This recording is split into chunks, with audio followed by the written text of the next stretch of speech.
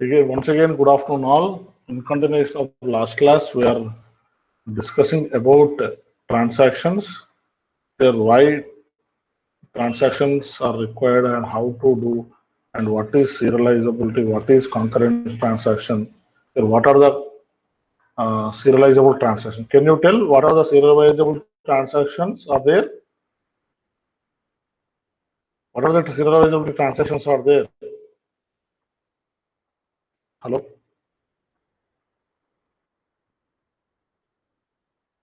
Serializable transactions. Hello? How many types of serializable transactions are there?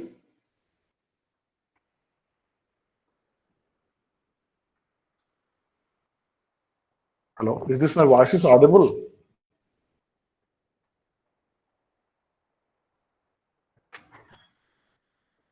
Hello? Hello? How many serial schedules are there? How many categories of serializable schedules are there? Which we discussed yesterday. Hello? Two types. What are those?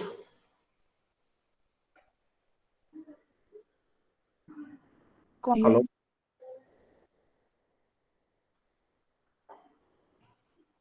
Your voice is not audible, Anusha. What are those two types of transactions? Conflict and views. Yeah, conflict serializable and view serializable. So how to identify those serializable? Already I told you. If you write another schedule without any change, so that is nothing but conflict serializable, which is serial schedule. And view serializable, we know we have to follow three rules. So if we are going to prepare X dash with help of these three rules, that is called as view serializable. Here now today we are going to learn about a recoverable schedule. Here I think this also we discussed in the last class. Here recoverable schedule is nothing but we are going to recover the schedule when the schedule is going to failure. Here I told you when we are going to implement a schedule, a serial schedule TI to T9 transactions. If TI transaction, at the end of this TI transaction, if you write commit statement, that the data is going to store into the secondary storage here so that if any failure is going to happen after this write operation, then the data is stored so that when T9 is going to access same A object, the data is already there in the permanent storage so that a T9 is going to access the data from data storage because it is committed. If you not written any commit here, any failure is going to happen. The data is not updated. It is there here only. When T9 want to read, maximum time it must be read from here only because here we are not written emit commit statement. But any failure is happened, the data cannot come from the TI to T9. Here this is the drawback. So that when we are going to uh, uh, write T9 instruction, before that T8 you need to commit that. Then after this you need to commit, then it will be do. So that is what exactly we need to do so that we can recoverable our schedules. Clear? I think this already we discussed in the last class. All of you clear? Clear? Hello? Time is running. All of you clear this?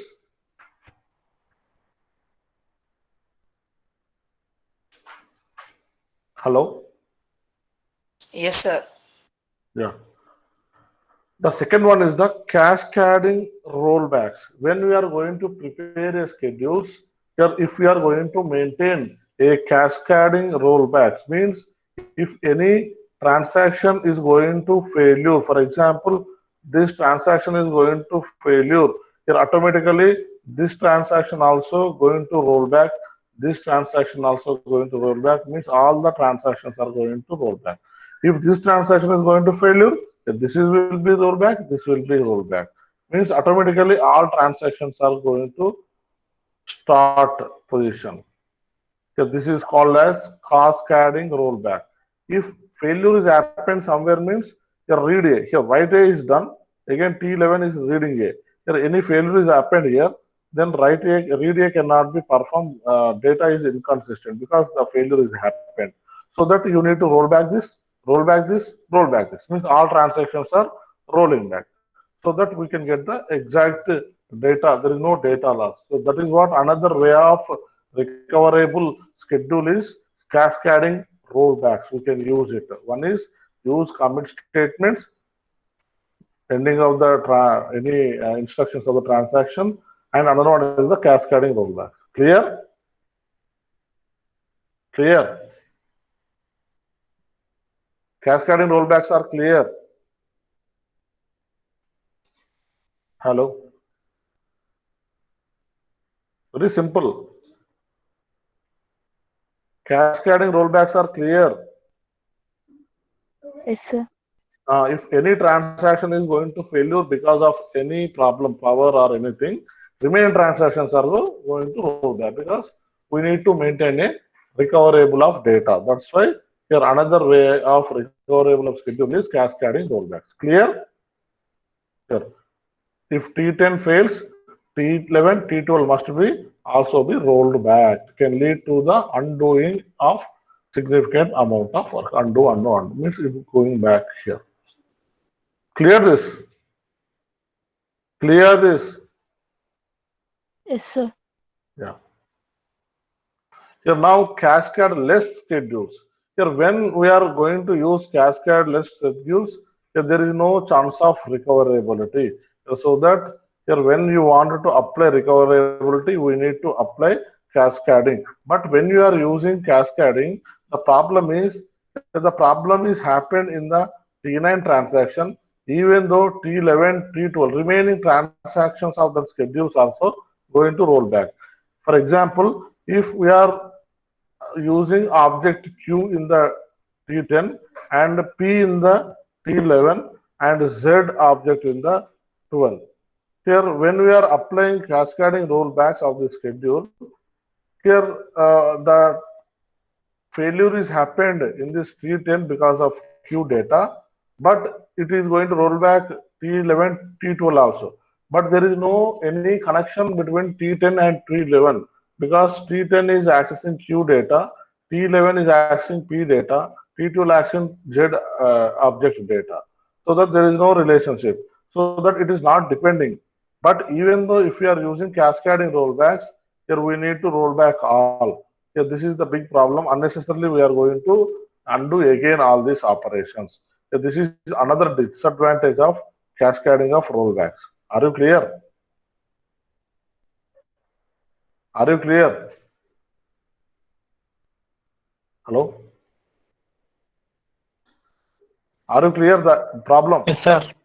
Yeah, cascading rollback cannot occur for each pair of transaction Ti and Tj such that Tij reads a data item previously written by Ti. The commit operation of Ti appears before the read operation of Tj.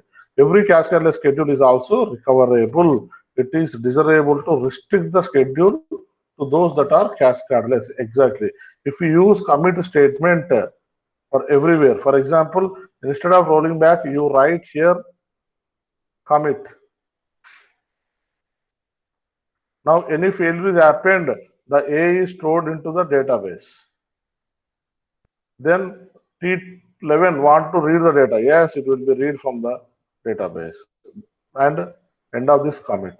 Then if you do this, here this cascading rollback is not required and we are going to save the more time and access speed also. That's why here use cascadeless schedules and implement the recoverability of the schedules. Clear? Clear? Hello? Hello? All of you clear?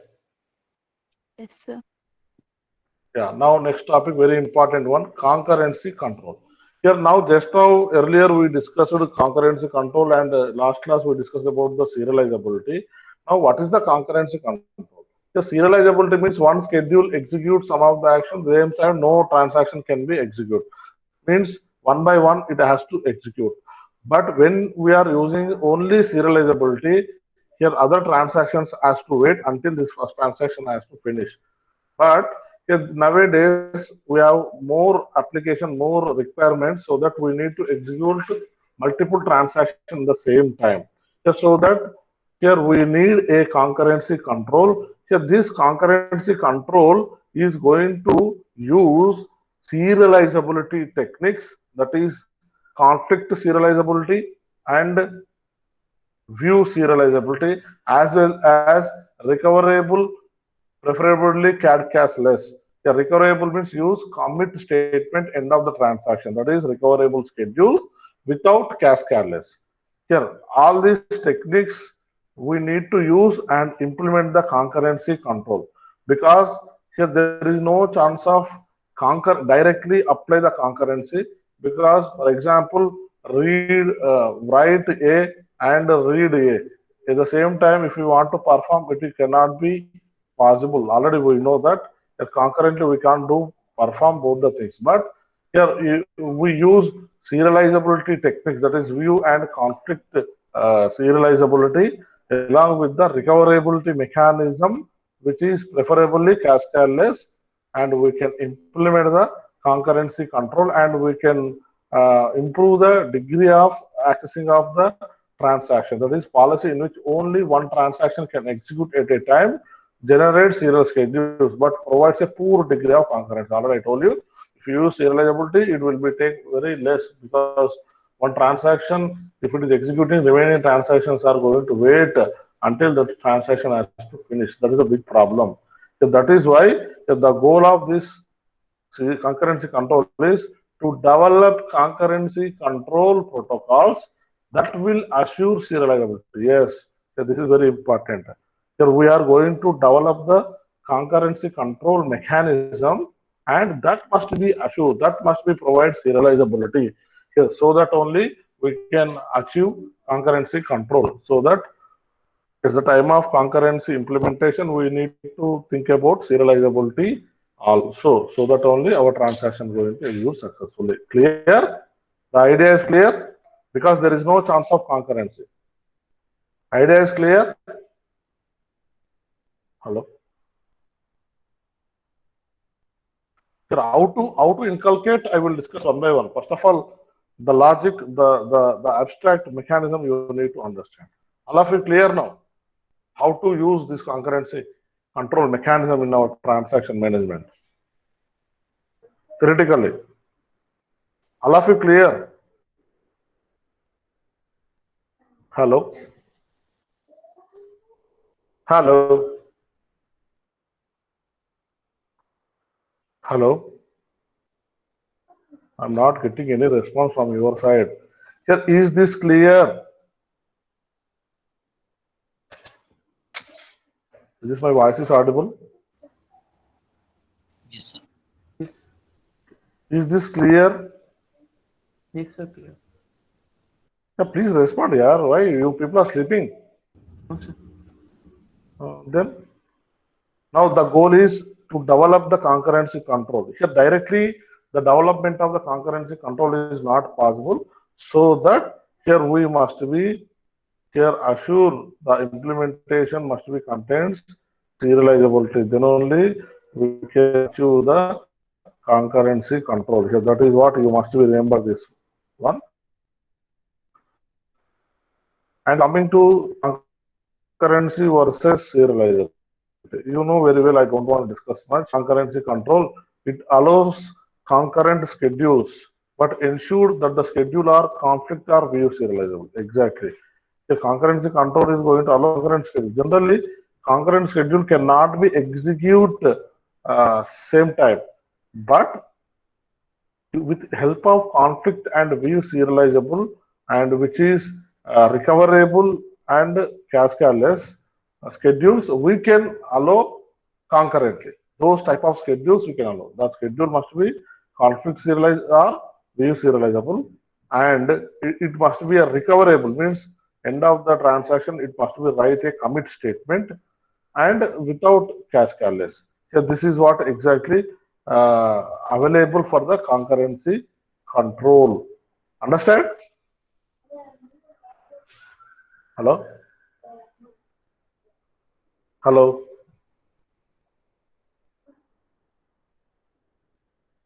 Hello? How to use concurrency control? Understand? Here, I said every day, I am telling every day, please respond. Whenever I am asking, please respond. Sir, are you clear how to achieve concurrency control? Hello. Directive we cannot achieve. Are you clear? Are you clear? Time is running. We have lot of syllabus.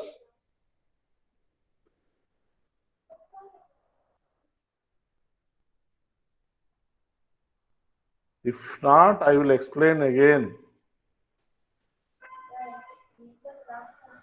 Is this clear? How to achieve concurrency? Sir, clear, sir. Hello? No. Yeah. Please respond, yaar. Why you are unnecessarily wasting my time? Issues. If you don't want, I will Network, stop the session. You enjoy. network You issues see. earlier. Everyone, all 60 students are having network issue. Please don't tell all 60 students. Someone has network issue is okay. Remaining,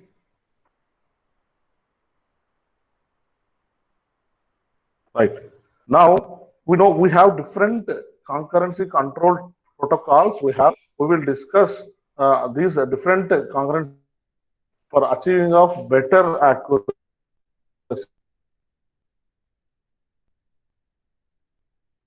Coming up classes. There are weak levels of consistency. Exactly. When we use serializability of transaction, here uh, allow schedules are not initializable.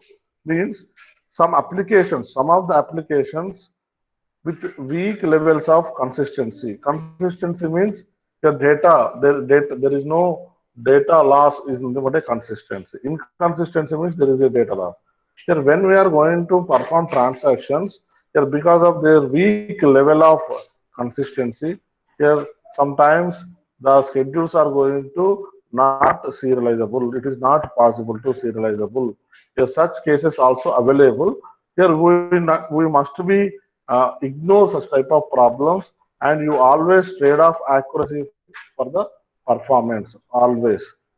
Here now the very important topic, testing for serializability.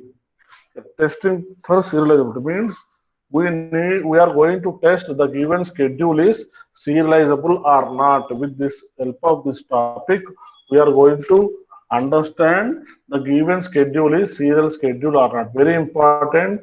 Your 100% question and great question everywhere they are going to ask. Here, all of you understood? Sir, how to test the given schedule is a serializable or not. Now we are going to discuss. Sir, mathematically using graph, we are going to identify the given schedule is a serializable schedule or not. All of you clear? Till now we learned what is serializability, how many types of serializability schedules, and how to prepare, and what is the concurrency control, and how we can achieve with help of serializability, and what are the recoverable schedules, cascade schedules we discussed. Now we are going to learn now testing of serializability. If any schedule they are given, we need to identify the given schedule is serializable schedule or not. That is what testing now we are going to discuss. All of you clear? All of you clear? Yes, sir. Yeah. Now, please remember, we can test the given schedule is serializable or not with help of precedence graph. So what is this precedence graph? We will discuss. Now, first of all, you need to consider in your schedule we have T1, T2, dash, dash, dash, Tn transactions are there in that schedule. Now, when we are going to prepare a precedence graph, a direct graph where the vertices are the transactions. It's simple. Here, a direct graph means directions are there. You know already in the data structure also we discussed about the graphs. Here, directions are there from one object to another object or one node to another node. Such type of graphs are called as direct graphs. Such graphs are also called as precedence graph. Here, that directions are nothing but a transaction. The direction here in this transaction management, it is going to represent as a transaction. Clear? Clear? Hello? All of you clear? All of you clear? Yes, sir. Now, if we draw a arc from Ti to Tj, here T, now here T1 to T2, as well as T2 to T1. Two transaction conflict and Ti accesses the data item on which the conflict arose earlier. Why we may label the arc by the item that was accessed means the precedence graph is nothing but here when we are going to access T1 with the help of one object X, the transaction is going to done T1 to T2 and T2 to with help of Y object moves to T1. If we are going to draw such type of graph that is called as precedence graph, here now when that precedence graph based on the precedence graph we can decide the given schedule is which type of serializability. For example, listen carefully. Here, this is a one transaction, one schedule they are given. In this schedule, they are given so many transactions T1, T2, T3, T4, T5. Here, first, here, if you are going to observe, you can take which is going to start first. Tell me, which transaction is going to start first? Out of T1, T2, T3, T4, T5, quickly. T2 transaction. Which is going to start? T? T2. Yeah. Now T2 transaction is executed. Then after T2 transaction, it is read X. Okay, read X. Here, after reading, here that X object is used by whom? Is there anyone is used X object? No one, sir. No one. Here then here go to the T1 transaction. Means there is no link, any link. First, here go to the T1 transaction. Here T1 transaction read Y and read Z.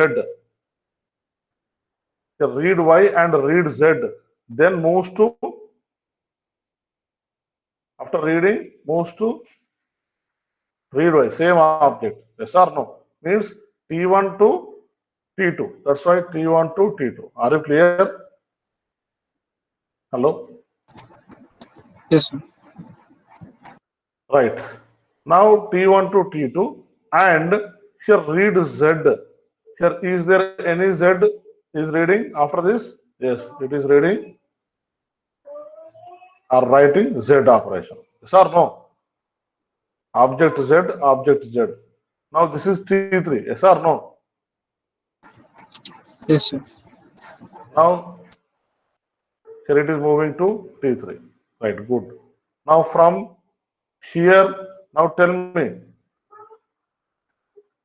Now after Z, then is there any chance? Here T1 again,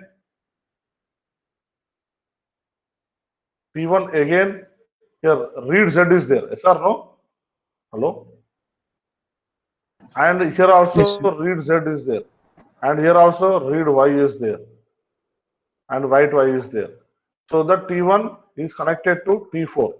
Then T1 is connected to, you can write somewhere, wherever it is, not only this circle only. Here it must be closed, whatever, wherever you write. Now T4. So that here it is connected to T4. Clear? Yes, sir.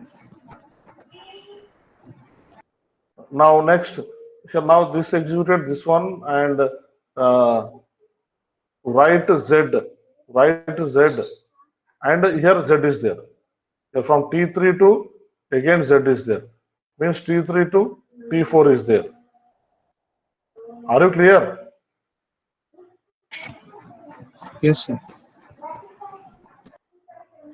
Actually, T4 is missing. Now read Y, T2 is there. Read Y and write Y. Here again, T2 to here Y is there. Read Y, write Y. So the T2 to T3 is there. T3 to T4 is there. Yes or no? Yes, sir. Here from here there is no connection. But from here T1 to we have T3, T1 to T2. From T2 to T4. From T3 to T4. Here all links are there. Now you again check. Here from read U. Here means T1. From T1 is there any connection? No connection. Yes or no? For Yes, this sir. U object. Again for U object no connection is there. Here T5 is there. Here T5 is there. But V object is there any connection? No. For W is there any connection? No. So this is individual transaction. These are dependent transactions. So that these are serializable schedules. This is here you can execute concurrently.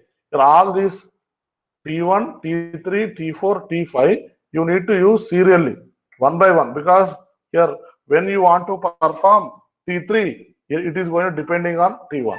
When you perform T4 it is depending on T2, T1 and T3. When you want to perform T2 it must be depending on T1. Yes or no?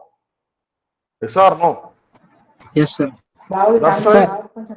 That's why these transactions you need to execute serially.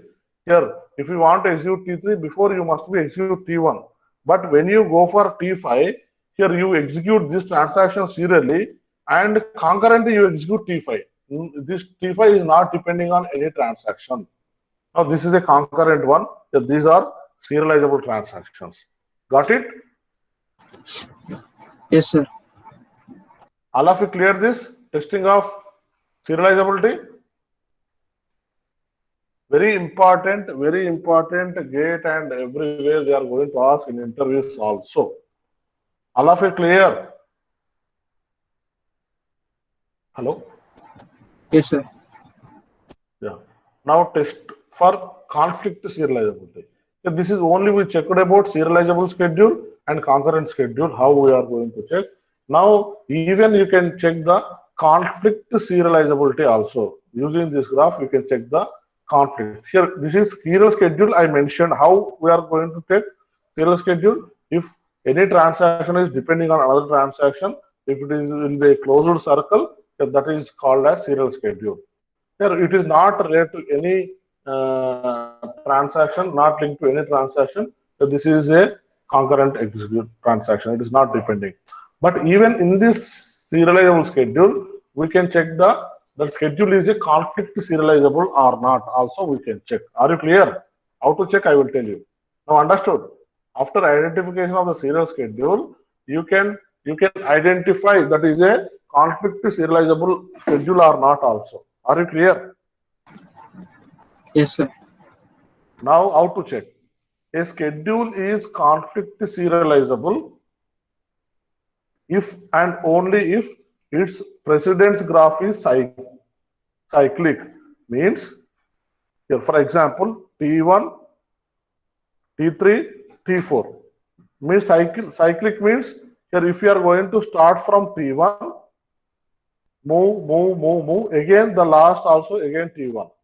T1, T3, T4. We are stopping here. T2, T4. Again we are stopping here. Yes or no? That's why it is not a cycle. Understand? You know already graphs we discussed in the data structures in the first semester. All of you clear? It is not a cyclic, right? It is not a cyclic, right? Yes, Means sir. starting point and end point must be same transaction. That is a cyclic. Clear? Hello? Yes, sir. Yeah.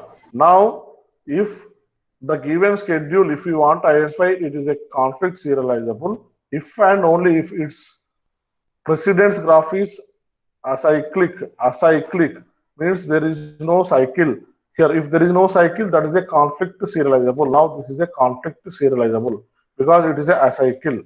Understand? Understand? Hello? Yes, sir. Now, for example, Ti transaction to Tk, Tk to Tm. Now, it never moves to Ta. That's why this is a conflict serializable. This is a conflict serializable schedule. Clear? Yes, sir. Yeah. Now, if precedence graph is acyclic, the serializability order can be obtained by a topological sorting of the graph. Means that this is a graph, it is not a topological order. This is a topological order. Means that Ti connects to Tj, Tj connects to Tk, Tk connects to Tm, and Tm is not connecting to anything. It is going to stop. There is no any link. Here, such a type of graph. Here, this is different. Ti is connected to Tk, some closed thing is there. Ti to Tk, Tm, now Tj to Tk. Some closed thing is there. This is not a topological one. This is a topological one. If you get any graph as a acyclic, yes, this is a acyclic, and it is contains a topological sorting of the graph. This is a linear order consists with the partial order of the graph. Here, this serializability order schedule is T5, T1, T3, T2, T4. Here, like this. T5, T1, T3, T5. Here, first T5 will be executed because you know it is going to execute concurrently. Then T1, T3, T2, T4. Here, like that, it will be executed. Here, this is what exactly the graph, whatever the graph we are given, you can check the given graph is serializable schedule or maybe the non-serializable and which is a conflict serializable, how to check. All of you clear? Conflict serializability graph verification. Yes, sir. Now coming to the view serializable. Here, how to test the given graph is a view serializable. Very important.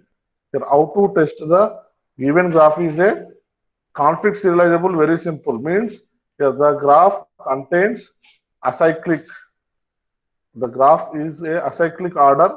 Such graph is called as conflict serializable. Now view serializable. The precedence graph test for conflict serializability cannot be used directly to test for view serializability. Here, how we are going to test this graph directly to the conflict serializability? It is not possible. It is impossible for testing of view serializability. The extension to test for view serializability has cost experimental in the size of the precedence graph. So that this is a NP complete problem.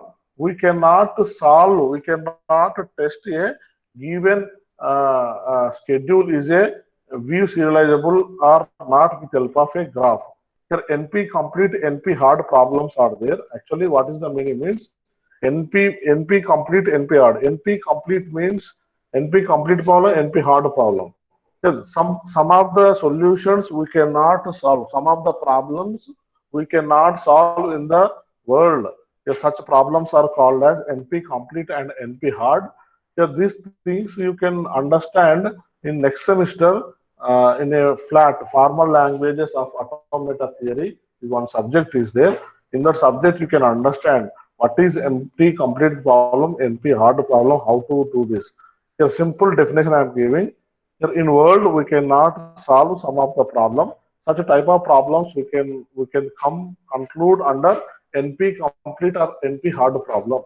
Are you clear? For that, this testing of view serializability with help of graph also a NP complete problem. Are you clear? Are you clear? Hello? Yes, sir. For example, here we are grown technically more things, but still we don't know when rain will be fall. Exactly, how much will come here, when the earthquakes are going to come, and when the things are going to come. Here, after it started, we are estimating, but before we are not estimating. Tomorrow how the nature is things. All these things we cannot judge that such type of problem means we cannot solve, we cannot have any solution. Such problems are called as NP complete problem and NP hard problem. Here this testing of view serializability with help of graph, also precedence graph, also a NP complete problem. Are you clear? Are you clear? Hello? Yes, sir. Clear. Yeah. Now, next very important task, lock-based protocols. Now, as I told you, we are going to implement a concurrency mechanism with help of the serializability, that is conflict serializability, view serializability, along with the recoverable schedules and cascadeless schedules. With the help of this, we are going to implement the concurrency mechanism. Here, that going to solve one important technique is lock-based protocols. Here, what is the meaning of lock-based protocols? They're simple. When we are going to access any object, for example, T1 transaction wanted to access Q object and T2 transaction wanted to access Q object. Here, both transactions wanted to access these same Q object, then there is a chance of data inconsistency. Yes or no? Means I am speaking, you are speaking, both are speaking. Data will be inconsistent or not? Hello? Hello? Yes, sir. Yeah, so that here using this log-based protocol, we can solve that problem. So that is when T1 wants to access Q object initially, the T1 is going to apply lock on this.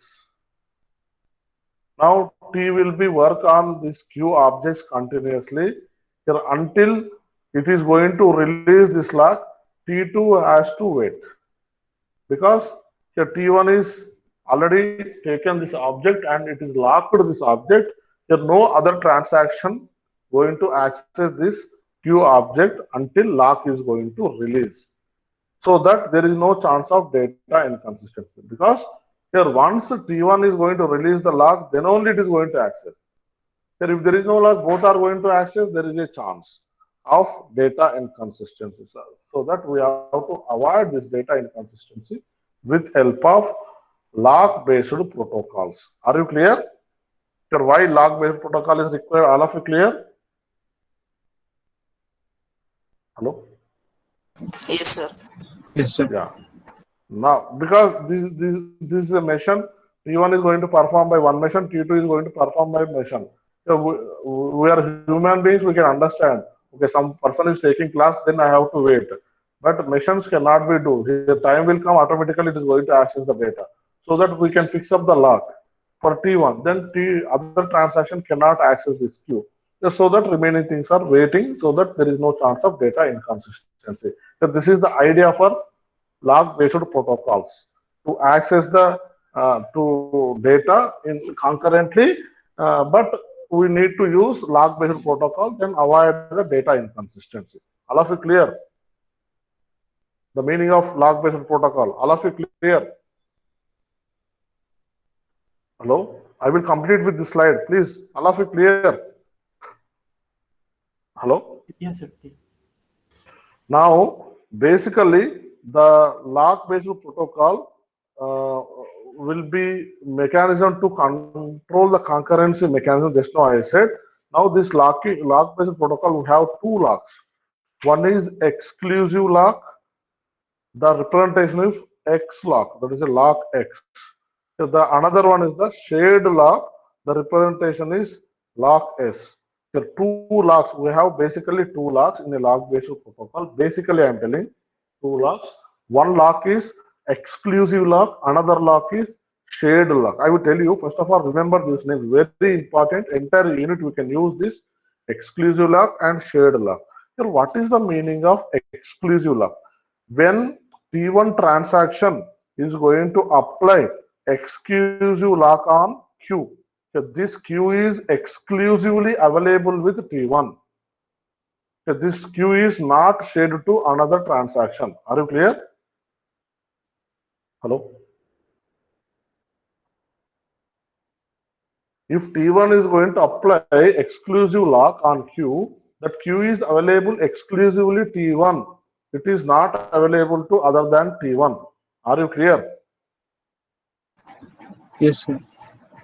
Right.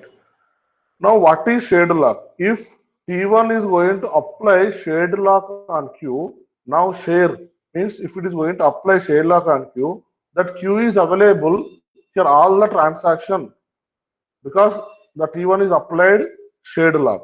All of it clear?